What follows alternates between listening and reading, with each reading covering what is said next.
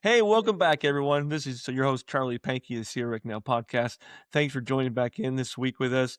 We are super excited because it is time to talk backpacking season. I don't know about you. I've got my permits in. I've got my locations picked, my bag and my gear. I'm starting to analyze and check out for the season. So today, our guest is going to be taking us into the insights behind Rae Lakes Loop.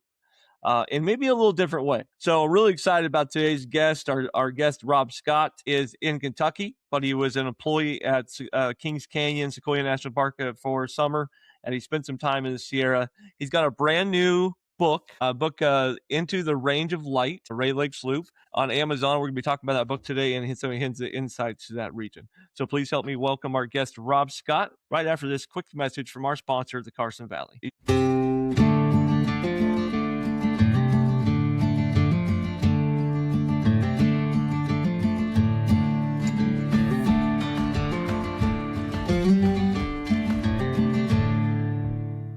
Hey, if you're not familiar with Carson Valley, it's a great place. It was our home base for 18 years here. Okay, very good. Guest Rob, thank you so much for joining us today. Our listeners and viewership, mostly from California area, coming to the Sierra to play. Rae Lakes Loop's obviously one of those areas that a lot of people have on their bucket list. I've personally never done it. I've been to Rhodes End. I've driven down there and kind of imagined myself walking into it, if you will. So when you sent me your book to check out, I was super excited to talk to you. How are things going where you're at in Kentucky? Are you coming back to the Sierra this summer? Yeah, we got our permit. A couple of friends, we do our annual trip. Currently section hiking the John Muir Trail. So this year we got a permit to start in August at Onion Valley Trailhead over Kearsarge Pass, and we're going north on the John Muir Trail to South Lake. So 62 miles, 5 passes to do. Great. We're gonna have to keep training and be ready for it this year. That's fantastic. I'm going to get to training in a few minutes because that's part of your book and part of your Walk Well methodology. I want to take the guests back to you're a little younger guy. You got opportunity to come from Kentucky and go work for the national park system there. You tell a great story in the book about getting your $5 a night cabin key.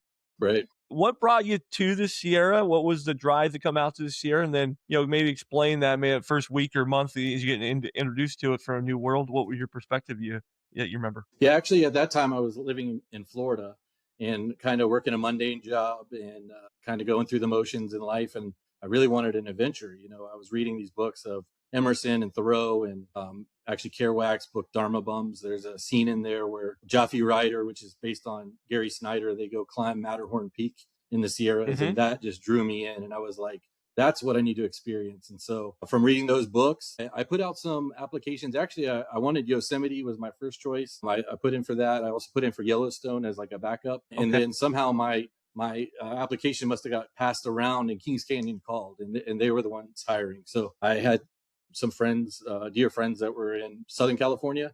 So I flew out there in May. I was in the Sierras from May to September. So mm-hmm. It was an awesome experience. My good friend Josie and Marley are my childhood friends. They drove me up, dropped me off at Grant Grove. I didn't know anybody. I didn't really know what to expect. They hand me the keys to the cabin. I walk in and, I interpret it as my modern Walden, just a chance to take account of the essential things in life. Yeah. Cell phone didn't work up there. I didn't have, connection to a lot of modern amenities, but the pace of life just slowed down. It really gave me a chance to appreciate where I landed and not really knowing what to expect, having no expectations. That's great. You obviously weren't a ranger. You weren't going backpacking every day. I think you told me earlier when we talked to the phone, you worked in one of the kitchens for the summer. A restaurant there. Maybe not the most sexy job in the national park, right? But it was good employment. Imagine be a great environment. What was your first experience of backpacking in the Sierra?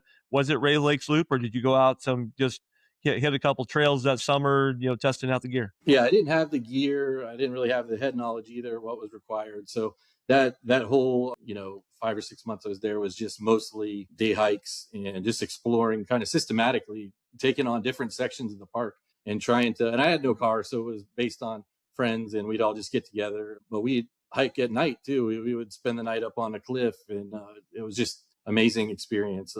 But at the end of the season, and I think it was around end of July, we did an overnight to Paradise Valley, which is on the Rae Lakes Loop. And so I didn't have all the proper gear, in my backpack. I just stuffed it with a sleeping bag down in there. I had, a lot of water. Didn't have a filter or anything like that. Didn't have a pillow, no tent.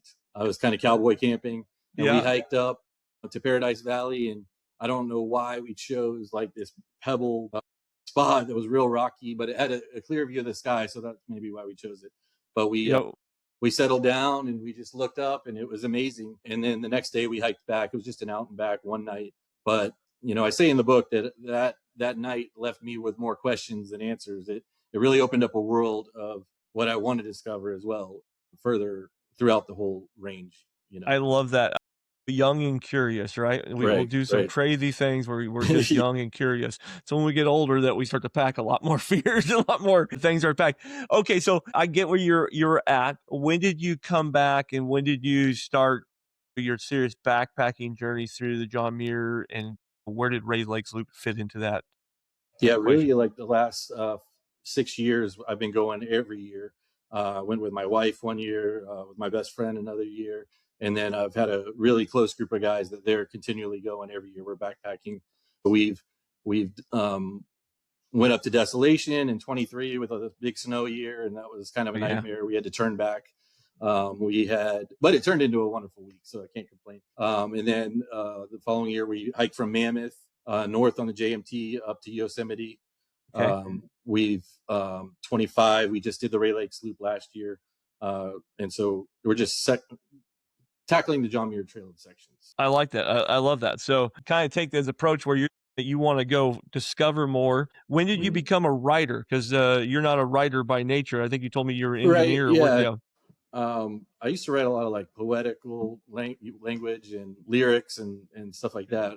This was my first attempt at a book. I Nice. actually looked on the market last year. I didn't see any guidebooks for the Rae Lakes Loop, and I was like, somebody Mhm. should really provide this as a service. It made me just want to, put the pen to paper and try to work through it.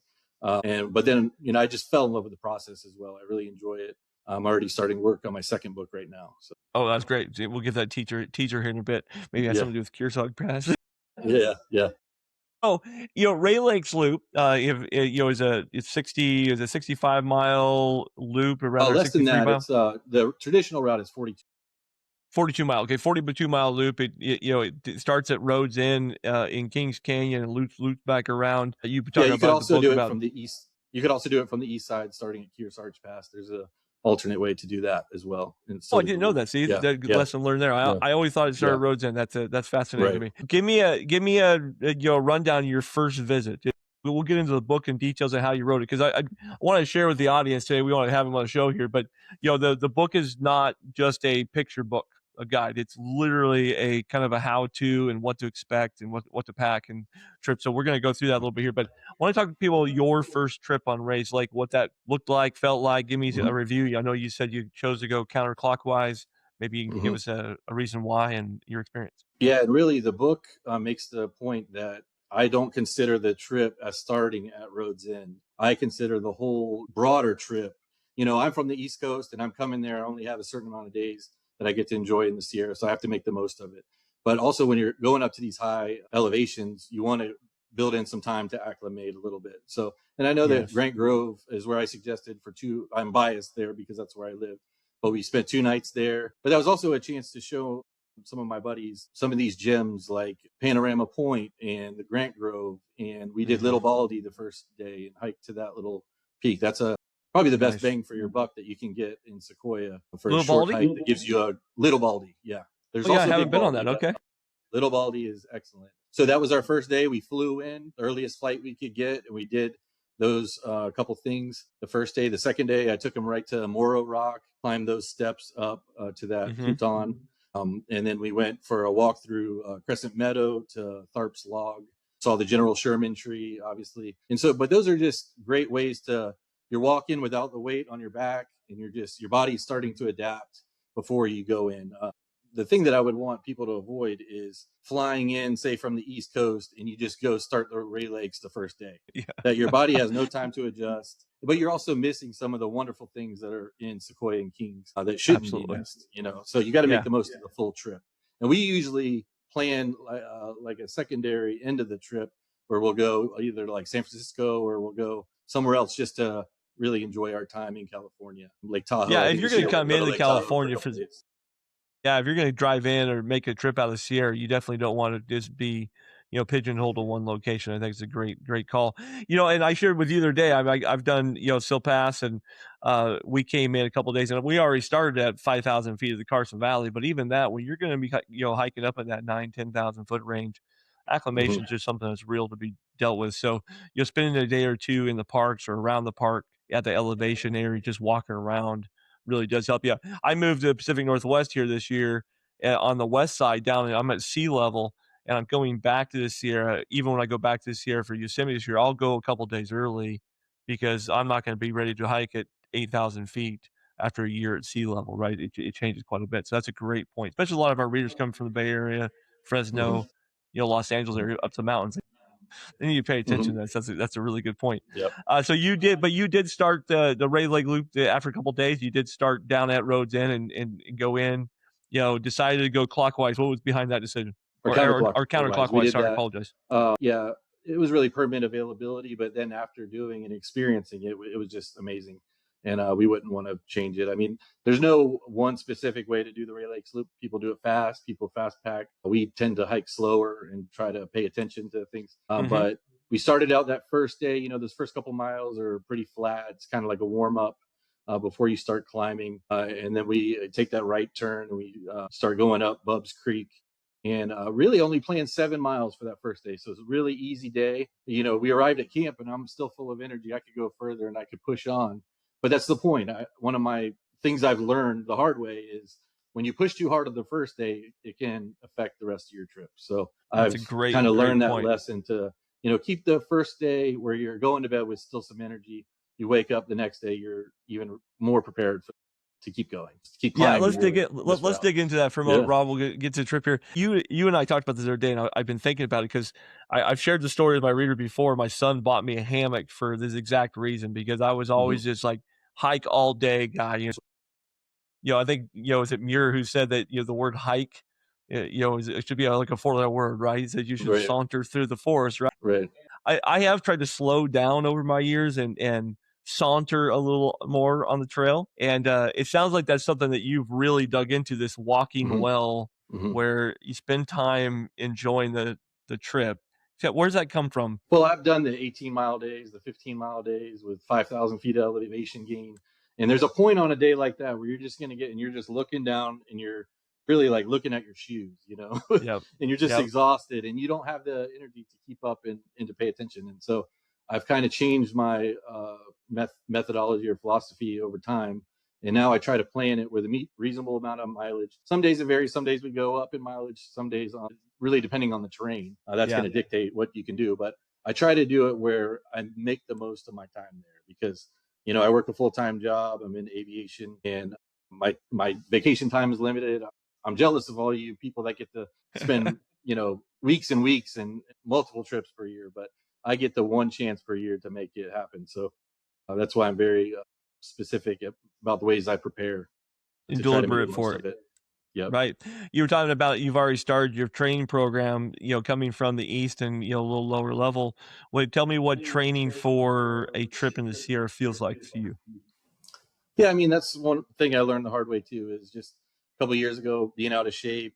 Returned with my wife, and I was winded on every climb, and I was just managing my limitations in a way. And Mhm. now I try to train year round, really. But in the book, I tried to make the emphasis that once you get your permit, that's the first step. But once you have that permit, start training and start building up endurance capacity to enjoy the place. So that really looks like walking a lot, Mhm. maybe a ruck once a week. I'll put 40 pounds on my back and go on a local trail. Strength training throughout the week, just starting to do jujitsu, just a little bit of martial arts. So just anything you can to build up that endurance and capacity to really enjoy it. Yeah, that's great. My cousin, he does the AT, does that way. He came out to Yosemite last year, and he practiced by doing the ruck on the AT and just big heavy days. And still his first day climbing Yosemite, he wasn't acclimated yet enough, and that first day just about killed him. After that, he did great, but it was just that first day of my lungs aren't going to explode climbing this mountain, feeling to get past. So, definitely something that everyone deals with. I'm guilty of it. Like, being in the Sierra, I'll just hop off and go. At 10,000 feet, it starts to feel a little different there. So remind me at Rae's Lake, what's the elevation start to, like, what's the highest point you cross over on Rae's Lake? Yeah, you're starting close to 5,000. Glen Pass is right at just under 12,000. So you've got 7,000 feet to climb. We broke that up over 2.5 days. So the first day we're only climbing about 2,000. The second day we climbed up, but we added Kearsarge Lakes as a second night kind of extension and made it 2 miles longer, approximately. But that's just Okay. a beautiful alpine basin with the pinnacles rising right behind it. Mhm. It's a legendary spot that I've always wanted to see. When I'm looking at the map, I'm not just looking at a traditional route. I'm looking at how can I maximize what are the places in the Sierra that I really want to see, even if I have to detour a little bit and make it a little bit longer. You So and I that are was the agenda for this year. Yeah, you and my spirit's the same way. I do the same thing when I'm doing that. It's like I don't wanna miss if I'm only gonna go through this route one time, I don't wanna miss what's there. Let's add the 2, 3 miles wherever I can. I Yep. was doing that it's funny, I was doing that in a PCT last year, talking to some PCT hikers going up through Cold Creek Canyon, Yosemite, and I was telling several of them about several different places to stop, and they go, "Yeah, usually we just rush through these places, but I would say, well, you don't want to miss the Riviera or the Sierra, for example, stay at the beach." And they go, "Oh, it's a great idea." I don't know if they took me up on it or not, but I think about the PCT guys sometimes they're just beeline through stuff and not seeing stuff on the side. So Right. Yep. yeah, very good. All right, so your first day you stayed at Bubs Creek, and then you're going to climb. Your next day you went to Kearsarge, and then the final day you went to High Point, So we were, or third day. yeah, we're at Charlotte Creek is where we stopped the first night. The campsite there, they have bear lockers. We still carried a bear canister that's required, but you can also put it in a bear locker. Perfect camp spot. It was beautiful. Second night, Kearsarge Lakes. And then the day 3 is you're up and over Glen Pass. So that's pass day. And then when you cross that pass, it's mostly downhill the rest of the trip. So you're really 2.5 days uphill and then 2.5 days back down. But you get to Rae Lakes. Right. That's just a magical place. You've got the Painted Lady coming up. We kind of camped in a designated spot right there. Went down, jumped in the Alpine Lake to get the polar plunge, and just Nice. amazing, amazing night. And then the last 2 days are a little bit more mellow, walking down when you're going counterclockwise. So But which lake is that in your background right there? that's actually Rae Lakes right there. That's Is with the that Rae painted Lakes right there? lady. It's I thought a that's what it was, yeah, but it's an abstract way of painting it. Not really realistic, but it's a pretty cool. My wife got that for Christmas, so it's a cool. lot of fun. Oh, very cool. Very cool. So, the Rae Lakes Loop, there's lots of information and people who've done little trip reviews and stuff. Like I said, not too many guidebooks that are out Hmm. there. I want to go ahead and get back to your book real quick here. Hmm. So you told me the other day you're starting, this is a series called The Range of Light. So the Rae Lakes Loop is just number one. You're going to be Hmm. doing a couple of these. Your way of writing, and the way that you're trying to share this information, it's part story, part guide, part like checklist, right? If you will. Right. Yeah. How would you explain that? And then why did you kind of choose that style Hmm. and kind of who you writing this book for? Does that make sense? Yeah, there's a two voice structure to the book. You've got contemplative narrative and then practical guidance. I really the target audience is really people that have never done maybe a backpacking trip. Maybe they've only done it out and back like for one night, but they've never carried food for 5 days. Maybe they don't understand the regulations or how to get a permit. So it starts with the permit process. It's got the steps easily laid out. You can follow that, but it's got the contemplative narrative kind of colors in the reasons why I choose this method. It provides understanding and a philosophy of movement to maximize the joy, because you can do the Rae Lakes Loop. Anybody can really, that's reasonably fit. You can start and you can do the loop, but this is kind of a method to maximize your enjoyment of it. Well, I like what you just said, the enjoyment of it, because that's kind of what your purpose for even being on my Mhm. show today is, right? Is yeah, we can all go do these great hikes, but if we aren't getting done and going that way, and have memories for the rest of our lives and things that we enjoy that we could actually take beyond seeing our shoe tops hit the next rock, right? Mhm. Then what are we doing it for? Besides, it's kind of some of my listeners know that I'm not a peak guy. I don't chase peaks. I know that's Mhm. become very popular over the last several years since COVID, especially. And sometimes I argue that point. It's like, why do I Mhm. need to chase like why go to the next peak? There was a river valley and a stream and a season Mhm. lifeblood to this area. What is it about the John Muir Wilderness or the Eastern Sierra, not coming from California, Mhm. that draws you back over and over again as you kind Mhm. of practice this out yourself in life? Well, yeah, I mean, I fell in love also with the literature of it. John Muir Okay. being one of the writers, William C. Tweed is one of he's probably my favorite living author. And just diving into the historical documents, the Sierra Club bulletins. I went through a stretch where I didn't return for about 10 years because we had kids and Hmm. we were raising them. They were young. Our funds were tight. So it wasn't possible for a short time. But that's when I was really diving Yeah. into the literature, reading the books, studying the maps, planning out the John Muir Trail, kind of thinking in my head and preparing. But there got to be a point where I was like, okay, now it's time for action. We got to make it happen. So you don't want to just dream forever. You want to accomplish your dreams too. So that I fell in love with that side of it. And so even in my next book, I'm thinking of exploring some of the early Sierra Club bulletins and some of those discovery moments. And, Theodore Solomon's, when he has the idea of the John Muir Trail, like in the early 1895, Yeah. and he's on his third trip to try to complete this route from Yosemite to Kings Canyon. And some of those Hmm. historical moments just really drew me, to return. But ever since I went there, it's something I haven't really shaken or gotten it out of my head. I love the place. So I completely appreciate that. One, you have all those books in the back of the book. It's all listed out, which is mm-hmm. pretty cool. I think I was telling you the other day when we met the first time, I'm reading Up and Down California, William Brewer's kind Mm-hmm. of storyline of the first survey. I Mm-hmm. was a guest of my show here a while back, is actually walking some of those routes and was telling about the book. And so I picked it up this last Christmas and enjoying it. It's an older style writing in there, but you don't think about what some of the old explorers had to go through before there Mm-hmm. were trails. So it'd be Right. when they were blazing the first routes, in clothing that Mm-hmm. is questionable whether it would be good to wear today. So quite a different experience. Last year, 2 years ago, when we got to go to do our hike in Sequoia, we did Lost Lake, which is a hidden gem, but we got that Mm-hmm. from that Brewer conversation. Mm-hmm. Just finding those spots where Mm-hmm. hey, there's a historical significance right here, and you get to walk there too. It's pretty cool Mm-hmm. thing. So, have you ever climbed Whitney on the backside? Have you gone all the way across? And Not yet. not yet. I'm thinking with the John Muir Trail just to save that for the end and end it on the top of Mount Whitney. There you I go, also want to squeeze in that High Sierra Trail. That's really on my bucket list. I really want to start at Crescent Meadow and make it Crescent to Meadow. Whitney. Yeah, that's a whole different route there, right? That Crescent Meadow spot looks really inviting and well. Both of those are on my bucket list to do down south. As most of my guests know, I'm a sucker for Yosemite, so I don't get south as Mm-hmm. much as I probably should. Very And I good. really want to get into the high routes as well. I'd really love to. Some of the like Tablelands is one of the places I really want to see. There's parts of the Roper's High Route. There's just some spots. There's a whole list of places that I can't wait to see. Yeah, I did a part of the high route in the upper Yosemite last year, which was, complete beautiful experience because you're like, you don't get to see this walking on the Right. PCT, right? Yeah. Yeah. There's things you can't really know them until you actually put your foot down and go, wow, look where I'm standing. Right. So I can really appreciate that and Mm-hmm. the little pieces. And I'm like you, I'm a get out for the weekend, get out for 4 or 5 days. You can't do it all at one time. I think I was one time told there's 4,000 different lakes in the Sierra to explore. Mm-hmm. Hundreds and hundreds of miles of trails. In our lifetime, we'll never see them all. Right, we just don't have the time. So it's really cool to find those individual locations. Find those places that can be part of your memory banks, hang on your wall, and go from there. So, believe it or not, the show is flying by. We're gonna go cruise past 30 minutes here today.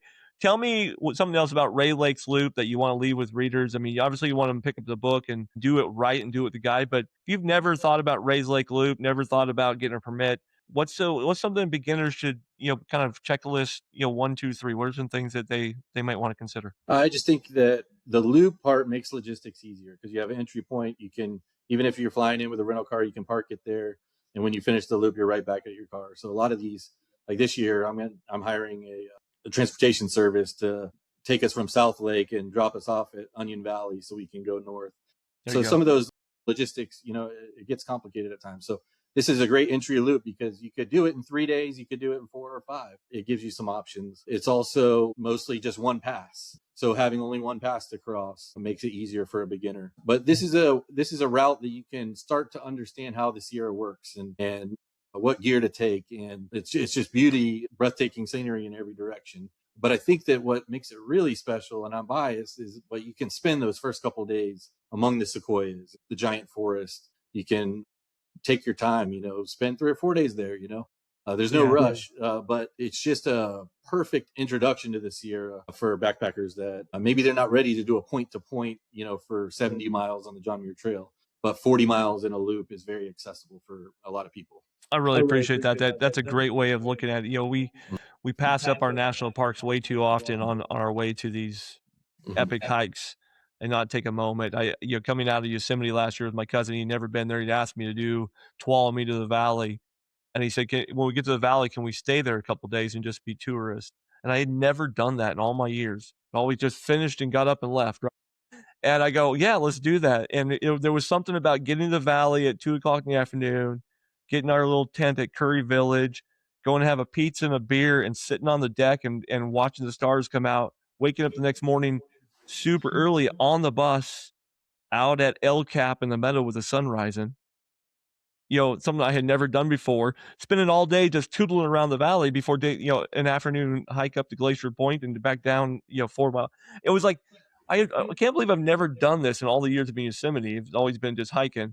So your point of going beforehand and experiencing Crescent Meadow and Morro Rock and Panoramic Point, which is one of the best views in the Sierra. I mean, it's just amazing, right? And getting to experience the park even afterwards before you go on these back, I think that's a great call out. That's awesome, Rob. Yeah, Fantastic. and really, I think we live such busy lives. We have so many responsibilities, so many things that are grabbing at our attention. Also, advertisements, marketing that's bombarding us. Sometimes it's good to just get out there, slow down, kind of walk at the pace of nature, and enjoy it to the fullest. Right? Yeah, hang a hammock Mhm. and take a nap, Mhm. whatever it is, right, on that part. So, as far as a checklist, getting your backpack ready, let's say, so I this is my first year, I got a permit to Mhm. Rae Lakes Loop. I'm gonna go out, Mhm.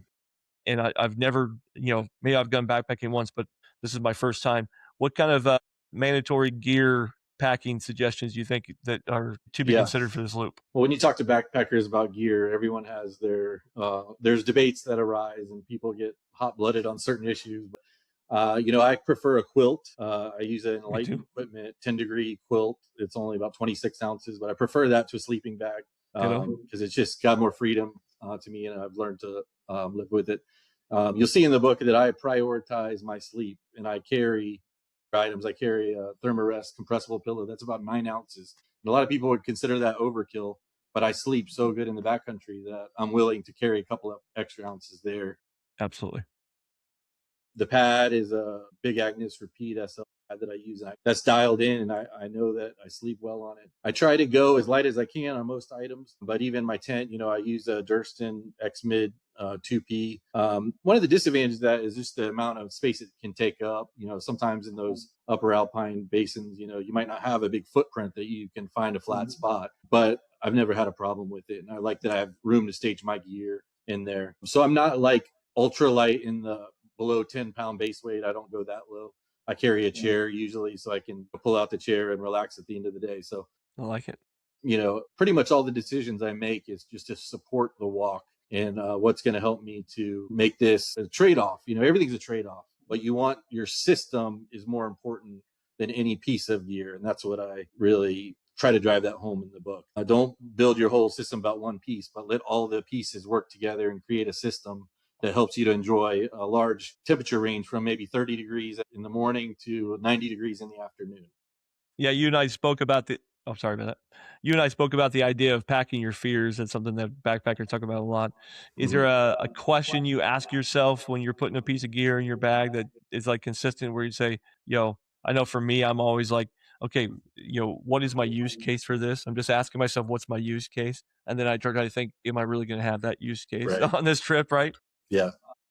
Yeah, mainly I do a post trip inventory of what did I use, what did I didn't. If I carried something for 44 miles and I never used it, that's dead weight. And so that you have to learn from that experience. So that's one of the chapters about the last day when you're walking out of Rae Lakes and you're coming back to Roads End. I Hmm. start taking inventory of like, how do my knees feel? How does my hips feel? How's my shoulders? Have I carried the weight well? How much food do I have left? Did I carry extra food that I didn't need, or did I not carry enough? And asking those diagnostic questions will help you dial in the system. But also, I ask questions like, what did I learn on this trip, and how can I carry this back into my everyday life? How can I Hmm.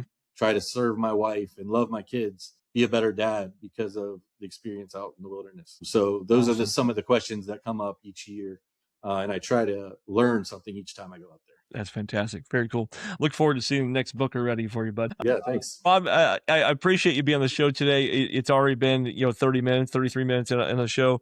We always end the show with the same way with all of our guests. So I got 3 questions here before we get wrapped up here. But I want to make sure I let the guests know where they can get this. Again, it's called Range of Light by R.M. Scott, and it's available on Amazon today. So you can hop on Amazon for that right now. Matter of fact, Rob, I'm going to surprise you here today. I've actually got a little slide up here for him. Look at that. Nice. I just didn't put the link. It's available today at Amazon Books. So take a look at that. Definitely worth the read. If you're looking at that, read. It's not even Rae Lakes Loop. I'm telling you, the tips that are here are for backpackers. Right. You want to get started in backpacking, you're heading to Desolation Wilderness. Same concept.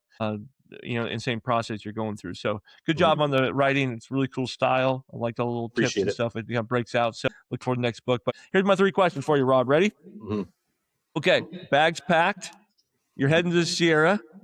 You go anywhere you want to play. Where are you heading and why? Well, if the conditions allow it, I'd love to get up into that Tablelands area. Depart from Lodgepole. It's going to be a little bit of off trail.